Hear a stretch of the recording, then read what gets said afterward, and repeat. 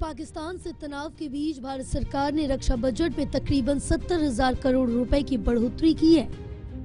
2023-24 के लिए सरकार की ओर से रक्षा मंत्रालय को 5.94 लाख करोड़ रुपए दिए गए हैं। हालांकि बजट का अधिकांश हिस्सा जवानों के लिए जरूरी मूलभूत सुधार में उपयोग किया जाएगा। वहीं केंद्रीय वित्त मंत्री निर्मला सीतारमण ने बताया कि बजट में से 1.62 लाख करोड़ रुपए हथियार और गोला बारूद खरीदने पर खर्च किया जाएगा। डिफेंस बजट की खास बातें। 2023-24 का डिफेंस बजट 2022-23 के डिफेंस बजट से 13% ज्यादा है, तो वहीं 2023-24 का जो डिफेंस बजट है वो 5.94 लाख करोड़ है और 2022-23 का डिफेंस बजट 5.25 लाख करोड़ है। नए हथियार 1.62 लाख करोड़, वेतन maintenance 2.70 lakh crore, civil defence 8,774 crore, pension 1,38,205 crore. साथ ही 2.70 लाख करोड़ रुपए सेनाओं की सैलरी और दूसरे जरूरी संसाधन पर खर्च किए जाएंगे। इसी के साथ 1,38,000 करोड़ रुपए रिटायर्ड सैनिकों के पेंशन पर खर्च किए जाएंगे। बता दें कि वित्तीय वर्ष साल 2022-23 में भारत सरकार ने सुरक्षा बजट में 9.86% की बढ़ोतरी की थी। सरकार ने सेना के जवानों की सैलरी बढ़ाने और अन्य रक्षा खर्च के लिए 2022 के बजट में 47,000 करोड़ रुपए बढ़ाया था। 2022-23 में डिफेंस बजट 5.25 लाख करोड़ रुपए था। 5 स्लैब में कब और कितना बड़ा डिफेंस बजट? 2019-20 में 4.31 लाख करोड़ रुपए, 2020-21 में 4.71 लाख करोड़ रुपए, 2021-22 में 4.78 लाख करोड़ रुपए, 2022-23 में 5.25 लाख करोड़ रुपए, 2023-24 में 5.94 लाख करोड़ रुपए।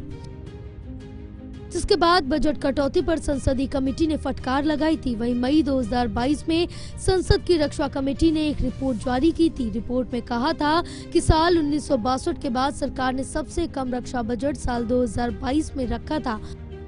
वहीं रक्षा कमेटी ने चिंता जताते हुए कहा कि भारत की सेना 2 मोर्चों पर जूझ रही है। ऐसे में बजट में कटौती करना समझ से परे है। कमेटी ने कैपिटल हिट के तहत मिलने वाली राशि में कटौती को लेकर भी सवाल उठाया था। इसके तहत सेना के हथियार खरीदे जाते हैं, लेकिन अब भारत ने एक बार फिर से रक्षा बजट में इजाफा किया है। रक्षा बजट 2023 काफी हद तक रियलिस्टिक लगता है। भारत सरकार अपने विजन को पेश करने में सफल रही है। बहुत ज्यादा बढ़ोतरी भले ही ना करी गई हो, हमारी उम्मीदों से कम बढ़ोतरी की गई हो, लेकिन फिर भी ये वाजिब लगती है।